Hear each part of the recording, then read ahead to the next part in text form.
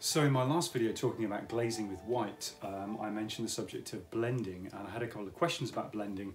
And the point I stressed was that when you're using blending, try to use it in a place where it's appropriate and use it to enhance the painting, and don't fall temptation to the risk of over blending everything, because the whole purpose of a blend is to provide a contrast between sharper marks and softer marks. And if you like the idea of a soft blend and you want to blend everything out, that's okay. If that's a particular style you're looking for, a very smoky particular finish, sfumata is the name, a smoky type finish, which some artists do. But if you're trying to use blending as part of a whole repertoire of techniques to build a more realistic landscape in your own style, then how do you know where to blend and how to blend and where to use that? So this is a big piece that I'm working on in the studio at the moment. It's a very big scale for me, a very, very big scale landscape. And today I've been working on the strata, the layers that try and represent that depth, looking out across the fields and through the marshes here in my home county, Norfolk. And as I put these lines in, and I've stressed where the highlights and the darker shadows are, I've put those lines in, especially to the top. They need to be thinner because obviously, because of perspective, marks in a distance, and especially horizontal marks in a distance, when they're closer together, they get thinner and thinner as they disappear into the distance. And we can emphasize that in a landscape painting, push the background further back by making sure we've got our scale correct. But obviously by putting those in very, very thinly, I've used a very thin brush, but that's still left a fairly hard mark because I've painted those particular elements on top of the previous pass, which is obviously dry. I'm painting wet on top of dry.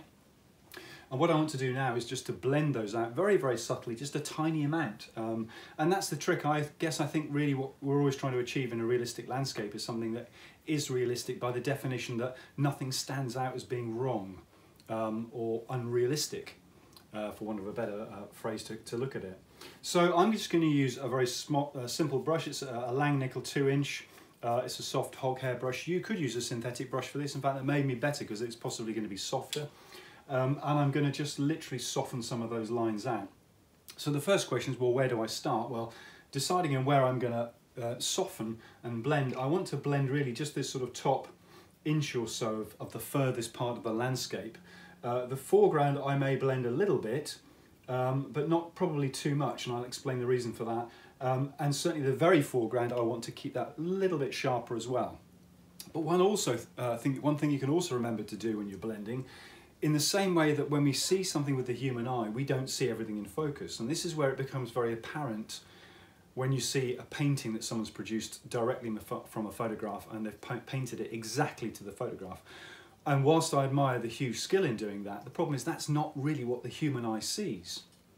So whether you're painting anything, whether it be a portrait, whether it be a still life, whether it be a landscape, remember that certain elements are going to be softer and slightly out of focus. And certainly for those photographers out there who are also artists will know this, that having that ability to change that depth of field and to push certain things out of focus and bring other things into focus is what really gives an image character. And it's not just completely flat and pin sharp across the whole image. So I'm going to blend this section here, and where am I going to start? I'm not going to start from the left and go all the way across to the right, because we need to remember that as we blend, we are dragging paint. So this is a clean, soft brush. There's no medium on it. It's a completely dry, soft brush. And if I start from the left, I'm going to be smoothing and softening and blending, but I'm going to be pulling that paint across. And it's also going to be thinning. I'm going to be stretching the paint. So what I don't want to do is to just soften this area and then end up with a heavier volume of paint on the brush, which then gets thicker and thicker and thicker. What I want to do is to soften the areas out, and I'm going to start from the middle and I'm going to soften outwards. And I'm going to use the brush this way. I'm going to use the brush in a vertical form, so that as I brush this out, I'm going to be pulling, and I'm putting a little bit more pressure to the top of the brush. I'm just going to be pulling that line through a little bit. And that's the whole thing, is I need to be able to judge how much pressure I'm using as well as the speed. I know this is a very simple thing, but we don't always think about how do we blend, how do we actually do it. So, and as I've done that, obviously I've picked up paint, so I now need to wipe that and just remove any excess if I'm going to repeat the same stroke again. And that's really what I'm doing, is I'm just simply repeating the stroke over and over again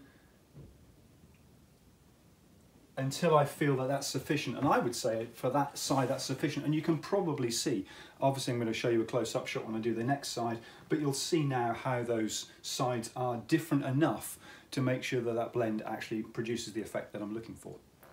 Hope this is useful. As you can hopefully see, I have blended from the centre pretty much out towards the right, and that sharp line across the top, which represents a very thin element, it needs to retain that size. I don't want it to get too big, but I do just want to break the edges, and that's all I'm really going to do. Again, same thing with the brush, and this time I'm going to use it flatter because I'm just going to take that top edge and put the pressure on the brush as I push it through, and then soften that line out.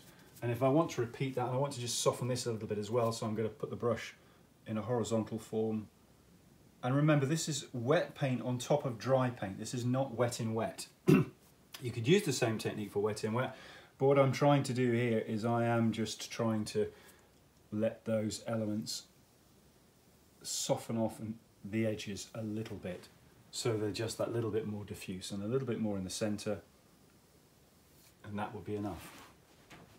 So the final point now about this, when I talked about where I'm choosing to use that blend, talking about how the eye is focusing, where do I want the eye to go? And this is how we as landscape artists or artists of any form, we can bring the viewer's eye to a particular place on the canvas, and we can do that by softening.